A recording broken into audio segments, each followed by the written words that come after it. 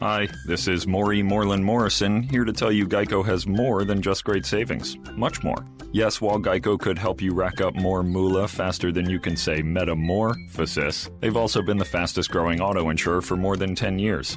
That's more like it. Furthermore, Geico has fast and friendly claim service. That might seem like an oxymoron, but it's not.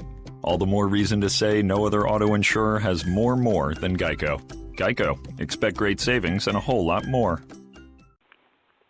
Blog Talk Radio. Welcome, world. Welcome once again to Tuesday Talk with Key West Lou. I am your host, Louis Patrone. I want to tell you something. This is going to be an exciting show. I had the show prepared by 3 o'clock this afternoon. It takes me a couple of days to put it together and finalize it. Since 3 o'clock, things are happening in this country that are changing everything. Let me start with this. The last 2 days have been fantastic when it comes to political news. The Congressional hearing yesterday, where the FBI Director, Jim Comey, and Admiral Rogers said no Obama tapping of Trump's telephone. Okay, very simple. No surveillance, no nothing. That puts that aside. Then the issue became Trump's alleged ties with Moscow. All right? Trump and or his campaign staff alleged ties with Russia. And Comey, the FBI director, tells us this investigation has been going on since July. We all thought when it broke in October, that's when he found out. He was into this 3 months earlier, okay? Now, a lot's going to deal. I haven't gotten to today yet, by the way.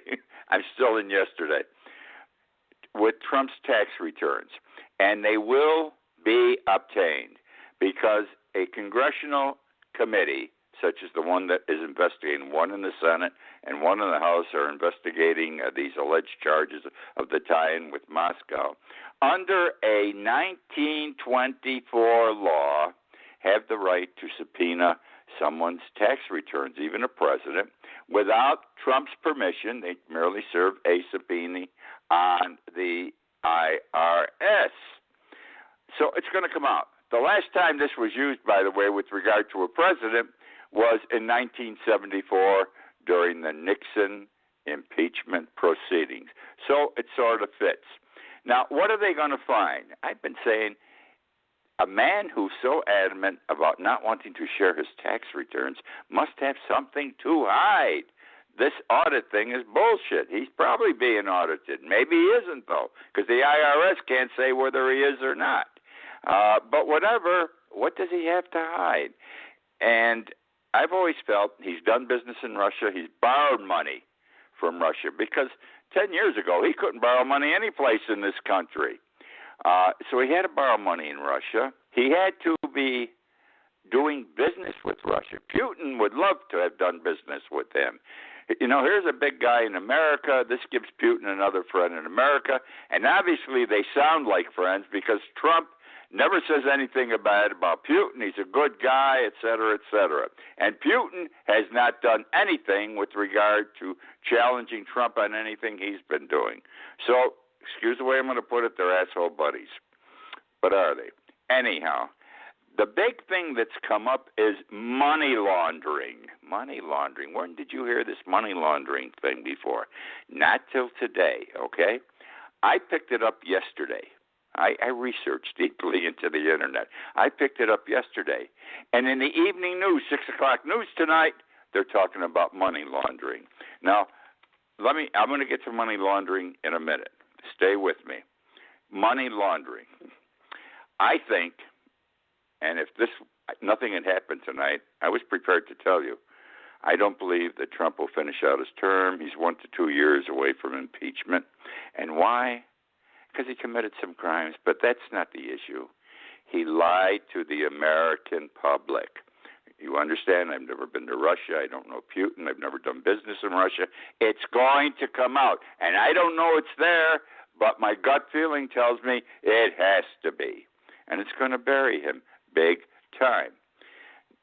Tonight, today, this evening, Remember Paul Manafort? He was Trump's first campaign manager in the presidential campaign. And then it came out that Manafort had done a lot of business in Russia, and they didn't want him. He couldn't. He was not good for Trump. Bad things were being said about Manafort, which would grease on to Trump. So Trump let him go. Well, it was announced tonight, and this came out yesterday during the congressional hearings, that 3 of the possible witnesses were going to be Carter Page, Roger Stone, Paul Manafort. And this has to do with business dealings between Russia and Trump, Russia and United States banks, certain banks in the United States. And these 3 guys are doing business with Trump purportedly and doing business with Russia. They're purportedly or allegedly connected, all right? Let me say before I go any farther, he doesn't keep his word, Trump, and this is going to hurt him too. Remember the Keystone Pipeline? I said when Keystone signed the papers here, 6 weeks ago? You got to use American steel pipes. Oh, yes, we're using American pipes. Well, it was announced today that the Keystone Pipeline is not using American pipes because they don't have to. The agreement doesn't require it, even though the president said it on national television as he was signing an order permitting the Keystone Pipeline job to proceed. The other thing is, it was announced today, too, that his son Eric, who has nothing to do with the White House or government, he and his brother, Donald Jr., are running the business together. He has applied. He has to get permission from the government to hire 64 foreign employees, okay, for a wine farm somewhere in Virginia or someplace. We're supposed to, America for Americans. We want American employees doing the work. What the hell is this kid hiring these people for? The other thing is, this has been said for the last 2 or 3 months at the Trump Hotel in Washington, the new big place. They've got foreign employees there under similar circumstances, and Trump does nothing about it. Okay. Now, I was talking to you about money laundering. This is beautiful. Russia and money laundering. There's an investigation going on, has been going on, not just by the FBI in this country. This involves Britain, the United States, and Russia. British banks and U.S. banks are involved in a money laundering scheme. You know, you got dirty money. The money comes from criminals, Russian government people, and the KGB. That's where it comes from. And it's dirty, though, because it was illicitly obtained. And they call this, the way they clean it with regard to the Russia to Britain and the United States, global laundromat, the global laundromat. Cool. From 2010 through 2014, in those 4 years, $20 billion was cleaned, was laundered, which came from Russia to British and American banks, okay? Now, somehow this is tied in to Carter Page, Roger Stone, Paul Manafort, who are tied into Donald Trump. Okay, I can't tell you specifically. I'm just telling you where this thing all of a sudden is going in the last 24 hours publicly. One other thing, Putin. Well, Putin's first name is Vladimir.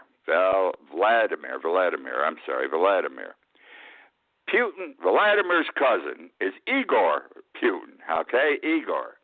Igor sits on the board of the Moscow bank, which holds the accounts involved in the money laundering, where it starts. Igor, Putin's. Now, where am I here? Wild stuff, isn't it? There was something else. It's escaping me. Hold on for a minute. Paul Manafort. The Paul Manafort thing broke today because the Ukraine government, the government of Ukraine, is looking to arrest him because of some bad deal he got the Ukraine involved in with Russia. And that's what broke all this stuff today. The Ukraine is looking to arrest him. There'll be extradition proceedings when this happens and everything else, but it involves Russia. The whole thing is opening up. Can you tell? Can you sense it? All right. Now, moving on from that, I want to go to the wall. Turns out to be Trump night. I was anti-Trump from the beginning. I'm sorry, this man's not healthy for the United States. Let me say something else before I get to the wall.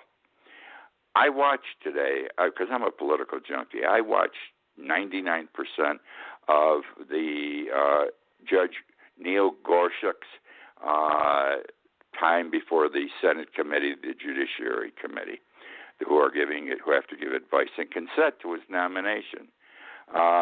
Interesting. This guy's terrific, by the way. I've got to say it. He's a Republican appointee, tends to be conservative. I think he's going to make a hell of a judge. And it's on the news tonight, 6 o'clock, that Judge Neil Gorsuch's hearing for this evening and supposedly for the rest of the week has been put on hold because they believe anything that Trump did, whoever made this decision, has to be put on hold right now. Why? Unless there's some problem with Trump. Okay? The Mexican wall. Remember during the campaign, who's going to pay for the wall? Mexico, the people. 10,000 people would shout in unison, Mexico. Who's going to build the wall? Mexico. The same 10,000 people yelling in unison. Not now. I'm telling you, not never. Trump has changed his tune. He's not saying now, we'll build the wall. Who's going to pay to build the wall? Mexico. He's saying we're going to build it, but Mexico won't pay us, as we all know. So we're going to build it because we had a present danger and problem, and then we'll seek reimbursement. Let me update you on the wall. Mexico isn't going to spend a penny on that wall. I don't know how one nation can tell another nation they're going to have to spend all this money. And in the end, you're going to find if we do put up this wall, it's going to be with our money, and we're never going to get reimbursement. Now, let me update you on the wall. I'm smiling as I'm saying these things because they're wild what's coming out the last 48 hours. The United States government has posted a contract notice on a government website. What's a contract notice? It's a notice you can bid on a job. And the job that's open for bid is the Mexican wall. They're bidding for the United States to do it and pay them, whoever the contractor is. And the written proposals must be in by March 29th. That's what, a week away, a week and a half. The budget that just went to Congress has the Mexican wall in it, too. I'm laughing. This guy said they were going to pay for it. It's only looking at this time for a $2.6 billion down payment. What a down payment. $2.6 billion down payment. There's two parts to this wall. There's the wall, and then you got to have a place for people to walk through and for vehicles to go through, so that's another portion. It is estimated out of this $2.6 billion down payment, listen to this, the wall will cost $6.5 million a mile to build. $6.5 million a mile to build. And the fence, the part of the fence, the wall that's for pedestrians and vehicles will only cost $1.8 million a mile to build. These numbers are significant, but what's more significant is the total estimated cost of this project to build the entire wall. No one's sure. The numbers right now are running between $12 to $21 billion. $12 to $21 billion, which means, if you understand government and construction work, it's going to cost us over $30 million in taxpayer dollars. Okay, you like all these things? These are cool. That's enough for Trump. This is terrible. You know why? Our country is crumbling. Our presidency is crumbling. If you supporters of Trump don't see it, you should be aware. It's your country as well as mine. I don't like Trump. I didn't like Trump. I said all kinds of bad things would happen with him. Never expected anything like this, though, I got to tell you. He is on his way to doom because they're going to tie him into something before they're done. He's going to have to get the hell out or he's going to get impeached. And then we're going to have Pence for president. Oh, my God. Anyhow, it's a bad situation. Our country is crumbling, falling apart. Nothing seems to be going right for Trump. And I'll be shocked. I'll be shocked if the House of Representatives passes the Affordable Care Act that they're proposing Thursday night. I will be shocked. And if it does get passed there, it's going to die in the Senate. But I don't think it's even going to get out of the House. The man is not having success anywhere. Let me tell you about the judge. I skipped the judge there for a minute. I like this judge, Neil Gorsuch. I got to tell you why. I'm a retired lawyer, so I understand judges. This guy is a smart man. I sense he's a humble person, too. Knowledgeable. I think he's the best. He's top shelf as a jurist. Now, you have to understand this. The Democrats cannot block him from getting nominated. They don't have the votes. They broke his chops all day today. The questions that some of the Democratic senators asked him, they should be ashamed. They should be ashamed for asking these ridiculous, stupid questions trying to make a mockery out of this man. He is a conservative, but he's a thinker. He's a legal thinker. And I'm going to tell you something. I follow these judges, have for years. This is the first thinker I've seen on that court, new thinker going on that court in years. They're good judges, the others, but they're not thinkers. He is not a Scalia. I do not see him as a Scalia, who was far to the right. Nor do I see him as a Alito or a Thomas, who are also far to the right, who are under Scalia's wing. I suspect he's going to be a conservative to the right, but he'll swing liberal on occasion. He isn't going to be hard-ass. He will swing liberal on occasion. Maybe frequently, more than expected. See, some Supreme Court justices who get nominated and sit on the bench surprise everyone. They surprise the people, the president who appointed them, the Senate who approved them, the American public. Let me give you two examples. Chief Justice Warren. Warren ran for the Republican nomination for president against Eisenhower in 1952. Warren at the time was the governor of California. He was a conservative. He was to the right. Strict.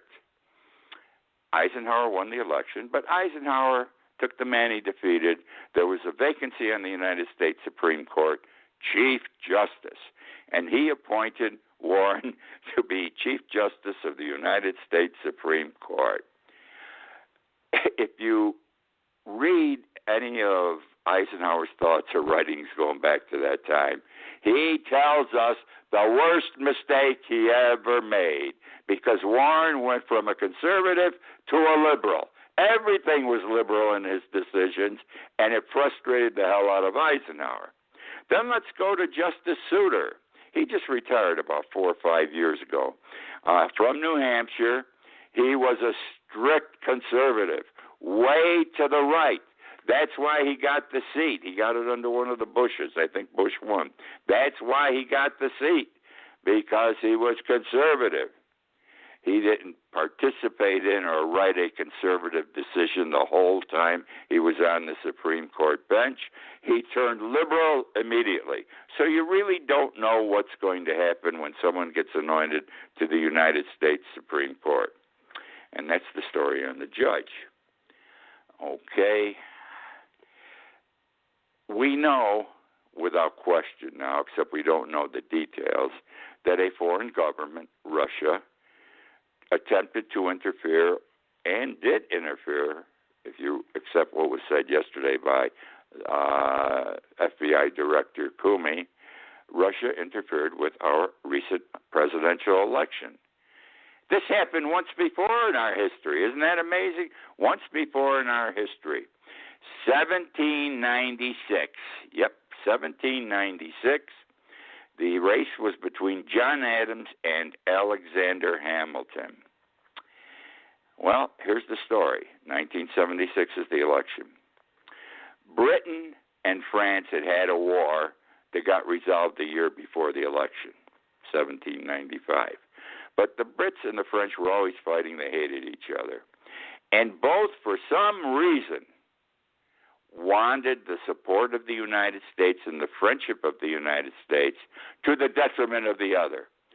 You got to come with me, France said, and screw Britain. You don't do business with them. And Britain said the same thing, vice versa. Now, Adams supported the United States doing business with Great Britain. George Washington supported Adams in this regard, which I find strange because 20 years before, these guys were killing each other on the battlefields during the Revolutionary War. Alexander Hamilton supported France.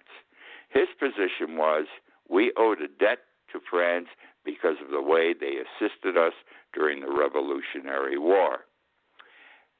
France was real hard about this thing. They were hard-ass.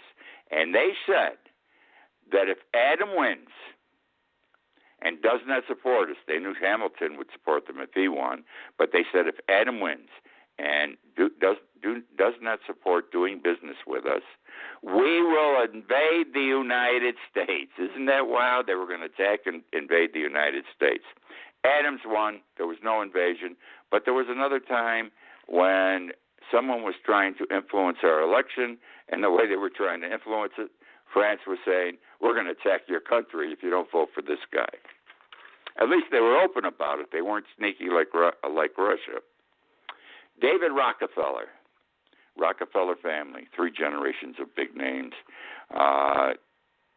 They helped make this country economically. They also were robber barons 3 generations ago, built railroads, everything, and they became wealthy by stealing 3 generations ago and subjecting people and places to all kinds of bad situations. They were thieves, but the family made money, and then the last 2 generations have been very responsible people. One a vice president of the United States, one of the Rockefellers. David Rockefeller was chairman and CEO of Chase Manhattan Bank. He just died yesterday at the age of 101. 101. He's the last living member of the direct Rockefeller family. What did he do? Well, he was a banker. He made a lot of money banking. He was involved in all kinds of big deals. But he did do one thing that I think is significant, and most people in New York City do.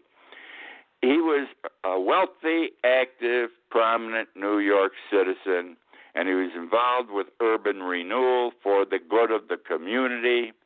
And he, at that time, going back whenever the Twin Towers were built that went down on 9/11, he said, Lower Manhattan, it was a dump. It was poor economically. No one went there. It was garbage town. And he said, we've got to do something so we can make Lower Manhattan vital and active and make money for the community. And he suggested these 200-story towers. Got to give him credit. His idea, he pushed it because he had the power, and it got built. And that was his big thing during his lifetime. I've been talking about robots a lot for the past year. I talk about them. I write about them. But I was behind. I was ahead. I was about 9 months ahead of the newspaper and the media talking about them. I believe, for example, Trump is talking now that we've got to bring the jobs back from Europe, get the American companies to come back here, so the employees in Europe will now become American, and we'll have our American people will work again. The only thing he's failing to see, and anyone who talks this line is failing to understand, is those jobs should have been fought for 20, 30 years ago. There ain't going to be that many jobs coming back, and the reason is the American companies in Europe are using robots more and more, and if they have to transfer a plant here, they're going to use even more robots.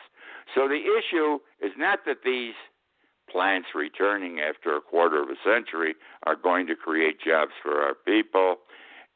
The issue is what jobs can we create for our unemployed people on our own, because the robots are going to be the big people in getting things done in just about every conceivable job. And I'm telling you, and I've been saying this for weeks now, in the next presidential election, this is going to be a big issue. The robots and how are the humans in America going to work. Why am I telling you about this tonight? Well, we got to go to Dubai, in the United Arab Emirates. They have robots in Dubai, and this is what they're doing. They are having, and they are the first in the world for this, robotic policemen, yes, in Dubai. In May, they will be there. They anticipate that by 2030, 25% of the entire police force in Dubai will be robots. Now, they're set up. Dubai's set up like New York City and any major city. You've got a lot of little police stations here and there with whatever the number of police officers and lay employees are. They believe, the Dubai officials, the Arab officials, that they can eliminate by the use of robots as policemen. And by the way, I saw pictures of the robots. They look like policemen. They got the uniform, the hat, and everything else. They don't look human, but they look good. They can eliminate the employees for one whole police station. Significant dollar savings, apparently. All right. Want to tell you about the new prostitution. Might as well end on a big note. The new prostitution. It's a result of the economy we live in today. All right. It's a girlfriend experience. What's happening is this. You have college girls. I'm talking about girls 18 to 21, 22, at tops 24. They've got to pay college debt. They've got tuition, room and board. They can't afford it. They've got school loans to pay. They can't afford it. Some just want to buy nice clothes. They can't afford it. And some do this for fun. They've turned themselves into prostitutes, high-class prostitutes, not streetwalkers, no pimps, none of that. What they do is they have sugar daddies. They are sugar babies. And they only go out with very wealthy men of influence, who would like to take a young lady out, who is good company at dinner, and she's intelligent and she can speak well. She can also join with other couples of a similar nature, and friends can socialize in an evening. They can see a play together. Then they go to bed. Now, sometimes it's for a night. Sometimes it's just for 3 or 4 hours. Sometimes it's for a whole night. Sometimes for a weekend. Sometimes for 2 to 4 weeks someplace on a major vacation. How do these girls get paid? They get paid big time money. All right? They only work by the hour or by the contract, written contracts. $400 or $500 is the minimum fee per hour. So if you go to dinner, you go to the show, and you go back to the hotel to have some sex, this is costing this guy a couple of grand without a tip. Some get paid, and this is on the extreme, up to $5,000 an hour. Trust me, up to that amount. It's got to be great sex. And these guys got a lot of money. The girls are all classy, educated, beautiful, okay? And they know how to handle themselves. Some of them have contracts. They'll see a guy one night a week, specified Thursday every week for so many hours, and they get paid for. That's better to have the contract. It's good for a year, and you get better than $400 or $500 an hour. The ladies are treated very well. The men consider them whores. The ladies do not consider them whores, but the men treat them well. They don't think they're oppressed. They say the women who are working for 7 to 10 hours in a retail store or McDonald's, they are the oppressed ones. This is big time in this country, my friends. These girls work 2 nights a week, tops 3, and they're making 6-figure money a year. Are they crazy? I don't know. If it wasn't that it's not the right thing to do, they're smart. What can I tell you? That's the show. I'm sorry for raising my voice. That's the show for tonight. Thank you for joining me. I enjoyed the show tonight, especially the first part of it. Talk with you next week.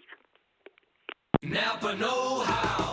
Napa guy knows the only way you'd give a freshly minted driver a brand new car is if he promises to never drive it.